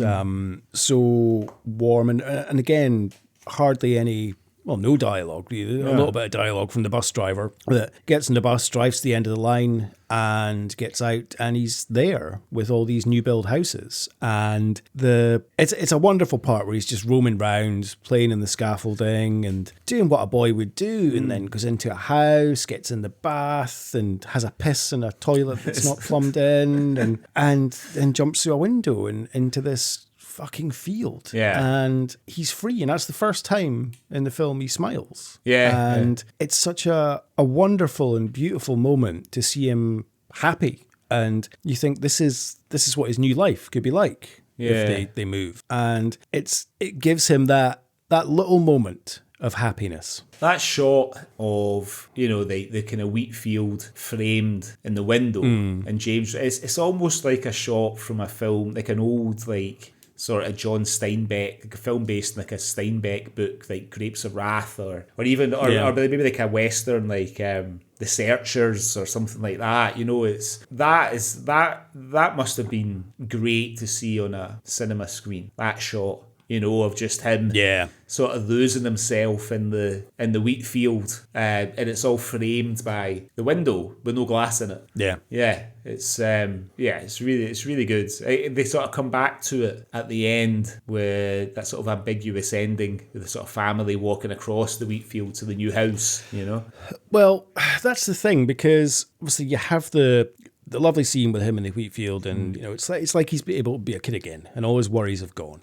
And then towards the end, when things are kind of going to shit for him again, he goes back there, gets on the bus, he goes back to where he was, and gets there, and it's bookmarked so well, because this time it's pissing with rain, and all the doors are locked. And he can't get in anywhere, and it's almost like nope, sorry pal, the dream's over. That's your dream shattered. And it's a heartbreaking scene, but so beautifully done. Yeah. in terms of just showing the juxtaposition of that. Yeah. The other thing that I wanted to mention earlier, when we're talking about the kids in the film, so like the community, when they're, you know, when we can see the sort of back green with all the rubbish and everything, it's always it's always kids. It's almost like the kids are the majority, and we don't see that many adults apart from when the army come to start the cleanup, and the kids are all running about and, you know, annoying the soldiers and things. And then the other scene is near the beginning when it's Ryan's funeral, and there's the hearse.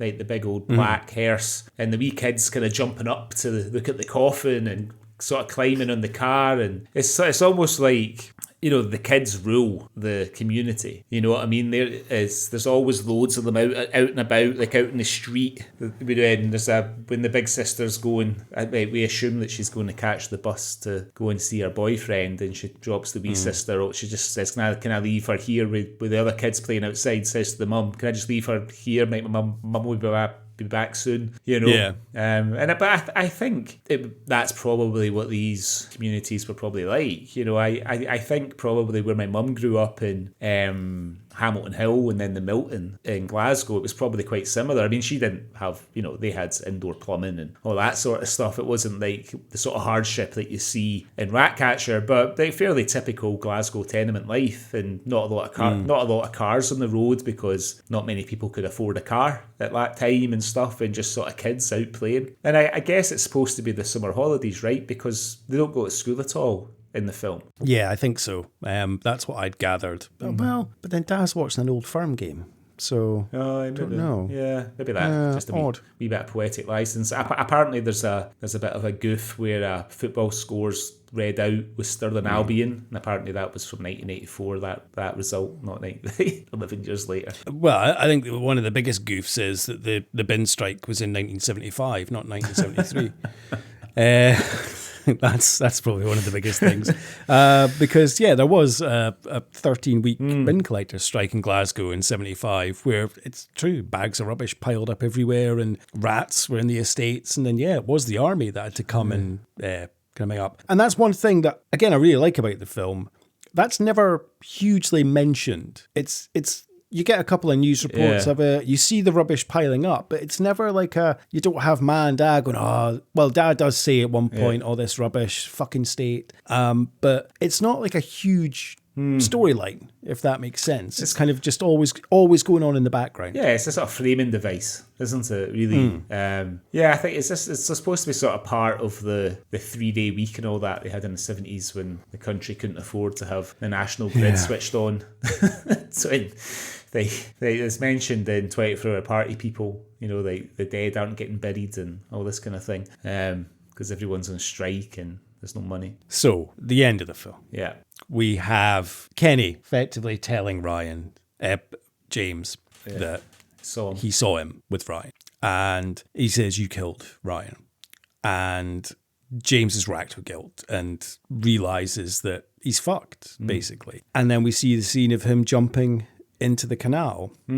Then it's cut with a scene of the family walking through the wheat field, as you say, with all their furniture, moving into their new house. But then the final shot is James in the canal. Yeah. Now, open to interpretation, you could say, the ending. I think it's pretty case closed, but how do you interpret the ending of this film? I think I think probably, I mean, Wikipedia in the plot outline says that we cut back to James drowning in the canal as the credits roll. So, you know, and when I watched it, I kind of thought, well, I guess I'm left to have the ending that I choose. You know, it's almost like, well, here's two endings. Here's the happy ending where things work out for the family and for James in particular, or here's the sad ending where James effectively commits suicide.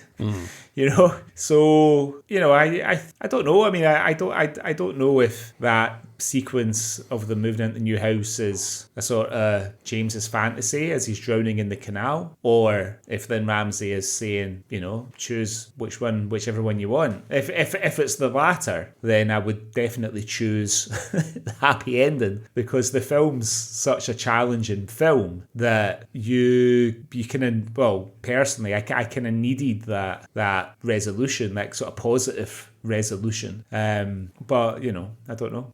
Okay, fair enough. Yeah, I choose to believe he dies. No, I think it's too you can't take the guilt of what he's done. You see him jump in the canal, then the scene of them kind of moving into the new house is very much his kind of last thought in terms of a fantasy of what could be. It's kind of the escape, the better life, but he's chosen a different escape. Yeah. And I think that the fact that the very last shot is him in the canal leads me to believe that he has done it. And who knows, maybe Dad comes and saves him, or someone saves him, or maybe the Margaret Ann's glasses somehow catch on a reed and pull him up. But I don't know. Kenny catches him with his net and he pulls him. Yeah, could be. But yeah, I think I believe that he does pass in the end. And I think, the ending can be taken both realistically or symbolically. I think, but the scene revolves around James's guilt, whatever way you choose to take it, I think. The scene in the field of wheat that you kind of see James when he's running in it, he's rubbing his hands through the wheat. Do you think Tommy Flanagan told Ridley Scott about that and he stole it for Gladiator? Well, so it was around about the same time as Gladiator, I think, this wasn't it? Gladiator's a year after. Is it? So, yeah. I thought it came out I don't know why I thought that. Yeah, I suppose you're right. It'd be 2000, wouldn't it, that it came out? Yeah. I know he didn't, but I just wondered. It just seemed funny that, those two films back to back with Tommy Flanagan and just scenes of a wheat field. And that's one of the most famous shots of Gladiator, of course. But yeah, I just wondered if that was it. But kind of obviously tongue in cheek there. Yeah. Obviously, then Ramsay went on to direct more really cheery films like We Need to Talk About Kevin, fuck's sake. You're Never Really Here. The one that I've been trying to get for the podcast is Morven Collar with Jamie Bell and that's not. No, I'm getting mixed. That's not the one with Jamie Bell. There's one set in Edinburgh. It's not even Lynne Ramsay. I'm talking absolute shite. There's a movie with Jamie Bell in it where he's working at the Balmoral and he's spying on Eve Miles, and they have a relationship, and she's older than him. So Billy McElliot. No, I can't remember what it's called. I may have to satisfy my. Morven Collar, for ages it was on STV Player. I don't know if it's still on there because I've thought about it a couple of times, but I wanted to reread the book first before I. I've never read the book. I don't think so. Maybe I'll do that before we do it on the podcast. I'm sure it'll come up eventually. We'll get a hold of it. But yeah, we need to talk about Kevin's a rough watch. Harlem Foe. That's the one. Oh yeah. Yeah. Oh yeah. Sorry. I'm aware of that title. Yeah. Sorry. You were saying. We need to talk about Kevin. Obviously, it's a very tough watch, and We Were Never Really Here. I watched it once. I wasn't really a fan of it, I don't think. And again, it's a tough watch. Yeah.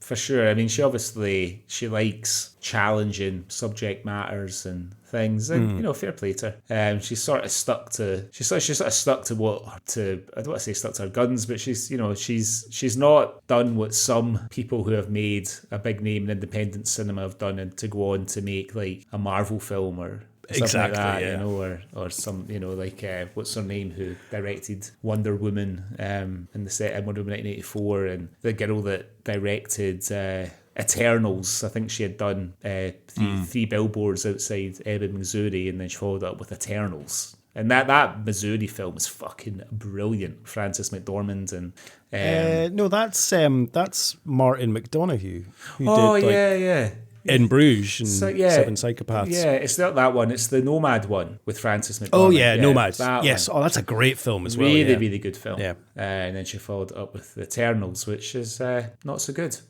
Yeah, you're right. There is a there has a spate of that over the last like 10 years or so of a director doing something and then getting like a big budget Marvel film usually or DC. But yeah, you're right. Ramsay has stuck to her guns. And yeah, I would love to see her take on something maybe a bit more mainstream, but I think she's got her focus and she's stuck to it, and I think that's very, very commendable. I don't think I'd like to see her take on something more mainstream. I think she's, like I said at the start of this, I mean, this film is, it's considering how challenging it is and some really difficult scenes and really difficult themes. Like I said before, I mean, it's an astonishing achievement. Do you know what I mean? Oh, huge, amazing, and it's an absolutely brilliant film. But it's definitely not one that I would be sticking on one night and then nothing else to watch. It'll probably be a long time before I come back to it because I'll probably be thinking about it a lot for the next couple of weeks until we do our next episode.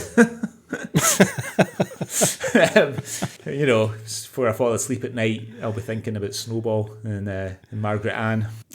It's okay. Snowball's living on the moon. It's fine. It's all okay. So is it time then to put... I mean, the thing is, the Culture Swally Awards are usually quite light-hearted. maybe that's what we need. Maybe that's what we need to end the pod. Is it time to put Ratcatcher through the Swally Awards? Let's do it. I've tried to keep my picks quite light-hearted. So yes, let's do it. Yeah, me too. So the first award would usually be the Bobby the Barman Award for the best pub, but there are no pub scenes in Ratcatcher because it's all seen from the child's perspective, of course. Yeah, you see Dad coming out the pub, but you don't actually see in the pub. So yeah. Yep. Next then is the James Cosmo Award for being in everything Scottish. Who did you go for this?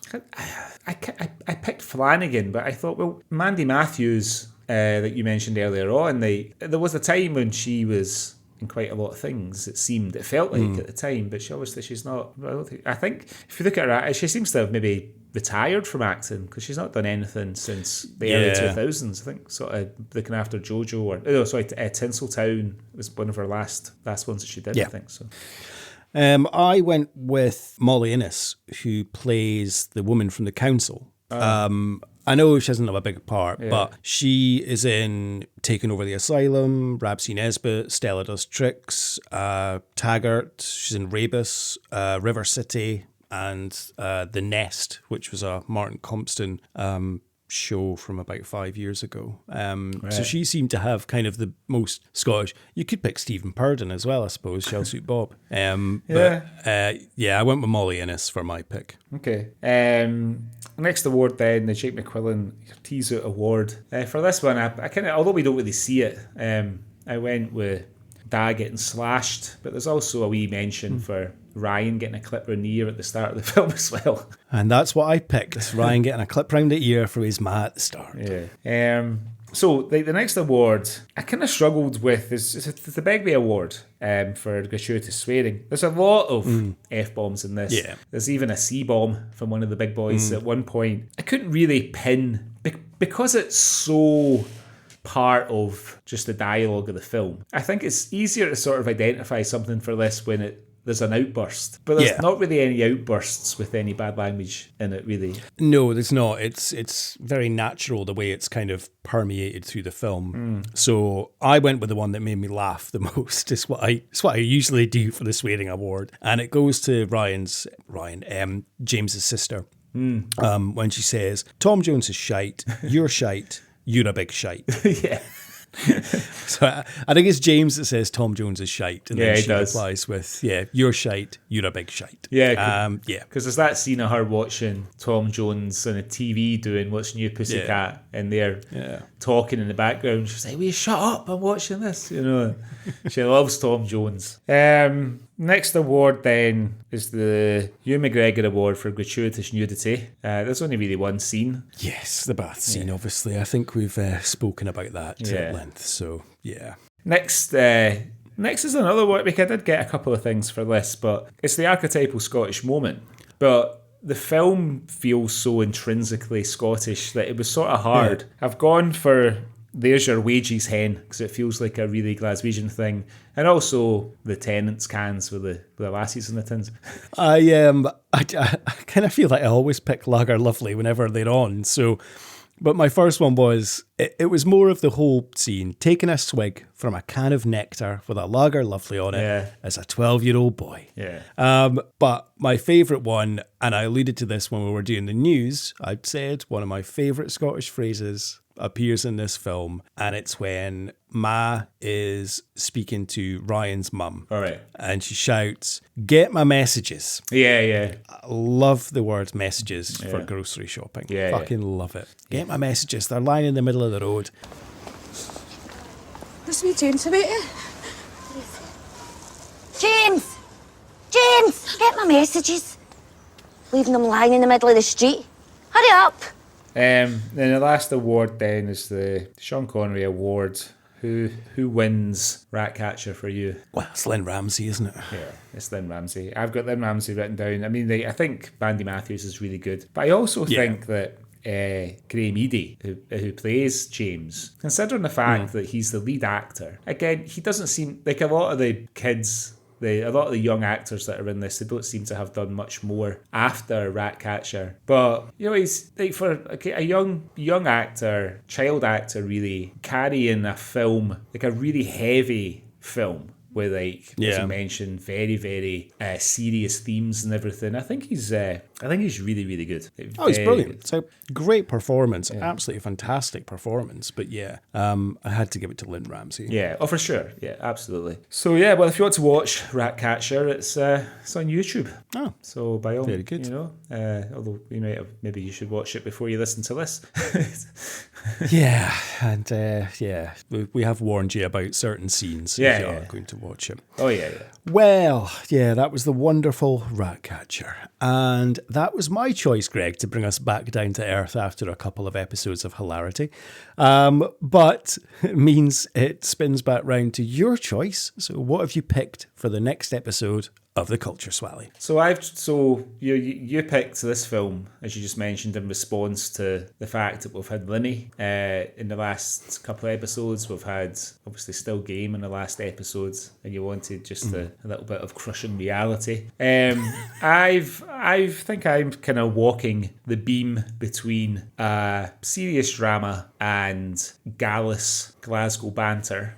So in the 5 years that we've been doing the podcast, we've done a couple of episodes of this programme. And there's one episode in particular that when you gave me my birthday present last year, which was a lovely cameo message from our unofficial podcast patron saint, James Cosmo, he mentioned it because it happens to be one of my favourite episodes of this drama. So I've taken us back to 1988, where we join James Cosmo and Matt Costello in Series 4 Serial 1 of brilliant Glasgow detective programme Taggart and Dead Giveaway. I've been waiting for you to pick that for quite some time. And it's funny, Greg, I almost had a feeling when earlier in this episode, when you were speaking about Taggart, I was going to say, we need to pick a Taggart again. And I thought, you know what, I won't mention it. Maybe I'll pick one in the next coming weeks. But I am so glad you've picked that. Oh, great. Oh, we'll get Cosmo, we'll get Costello. Yeah. Oh, wonderful. McPherson. Yeah. Oh. And no doubt some other well-kent faces that I've forgotten show up in this one. There'll definitely be at least 2 or 3 that we've forgotten about that will pop up. Fantastic. That'll be available on STV Player. It's on probably Daily Motion. It's definitely on STV Player. I've not checked Daily Motion, but I checked it was on STV Player, and I also checked that I could watch it before I locked it in. So if you want to watch it before you hear us talking about it on the next episode, you can definitely get it on the STV Player. If you're not in the UK and you've got a VPN, you can definitely get it on the STV Player, but we'll find out if it's on Daily Motion as well. Do you still have to watch Susan Calman? I didn't watch enough of it to get to an advert, so I don't know. Okay. Surely not. Just wondered. That's been years. You never know. Well, we can discuss that on the next episode of the Swally. Right, there we go. Wonderful. Taggart. coming on the next episode. All right, thank you very much for listening, everyone. Hope you enjoyed the show and it wasn't too bleak for you. If you would like to give us a little rating, review, subscribe on iTunes, Spotify, wherever you get your podcast, please feel free to do so. And if you'd like to get in touch with us, you can. You can email us, cultureswally@gmail.com, with anything you'd like us to review, any news stories you've seen, or if you just want to get in touch and say hello. You can find us on Insta at Culture Swally Pod, or we're also on X, formerly known as Twitter, at SwallyPod. And we have a wonderful website as well, don't we, Greg? We do. You can find us at cultureswally.com with links to other episodes and some blog posts and features about Scottish media. Come and give us some traffic. Fantastic. Well, I hope you enjoy the rest of your day off, Greg, and have fun at the cinema with your daughter. Yep. And get some lovely popcorn. Do you have popcorn when you go to the cinema? The popcorn that I like the best is probably the worst one for you, and that's Butterkist. The toffee, sticky Butterkist. I love that one. But you can only have a wee bit of it. And obviously, the sort of trend at the cinema now is to give you a fucking dustbin-sized thing of popcorn. So no, I don't. What my cinema snack, and when I was watching Mission Impossible, I did the whole fucking family bag, is Maltesers. Okay. Yeah, smashed a whole family bag of Maltesers during the fucking 3-hour Mission Impossible film. And, I felt better. Did you share any with the boys' club? No, I was sitting on my own. Like, I purposefully booked to sit by myself because I didn't know them all well enough. And I was like, that was the last seat. Because we booked the fancy reclining blanket theatre seats. So I like to sit at the back and I like to sit on the aisle. So I waited until they had all booked their seats. And they said, we're sitting here, and I booked mine. And I said, I couldn't get a seat near you guys, but I'm just a few rows behind. Wonderful insight there, Greg. I know. What insight into a fucking curmudgeon. Are you sitting separately from your daughter? No, I don't mind sitting next to my daughter, but that's fine. Because her and I might share some Maltesers or similar, but yeah, fucking going to the cinema with a load of grown men. Come on, get a break. Right, I'll leave it there. Enjoy your Maltesers. Right, okay. Till next time. Till next time. Put Tom Jones on! Tom Jones! Oh, you lot wouldn't know a good tune if it came up and bit you. Put Tom Jones on! Stop screaming in my ear. Tom Jones! Tom Jones is shite, Amber. You're a shite, you're a big shite. Right, you two, that's enough of that language. I don't want to hear that in my You house. said it